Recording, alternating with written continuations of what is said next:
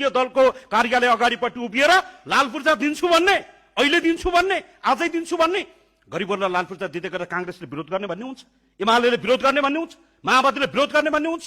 अहिले मानिसहरूले बजारमा यसो कतै कता भुइँया फैलाएको देख्छु। कांग्रेस यो राष्ट्रसभाको सभापतिले त छाती थाप्छु भन्नुहुन्थ्यो, खगेन्द्र सुनारले बाँके 3 नम्बर क्षेत्रमा छाती थाप्छु भन्थे, कहाँ गयो भनेका छन्। रवि लामी छाना अहिले पनि छाती थाप्न तयार हुनुहुन्छ, गर्दन थाप्न तयार हुनुहुन्छ, काँध थाप्न तयार हुनुहुन्छ। तपाईले ठेक्का लिनु भएको थियो, हामी यो समुदायको जिम्मा लिन आएका हौं। त्यसैले गर्दा यो यहाँका गरिबहरूको त्यो लाल पूर्जाप्रतिको अधिकारलाई यसरी हन नगरियोस्। मेरो कुरा टुङ्गाउँदै गर्दा सरकारले आफ्नो वाचा पत्रमा धेरै ठाउँमा लेखेको छ, स्पष्ट रूपमा लेखेको छ, दिन्छु भनेको छ, दिने तयारी पनि गरेको छ। तर यसलाई कहीँ कतै राजनीति गरेर फेरि त्यो मौलिक हकमा उल्लेख गरिएका ती नेपाली जनताका, भूमिहीनका, सुकुम्बासीका ती अधिकारलाई फेरि कहीँ कतैबाट गुमराह।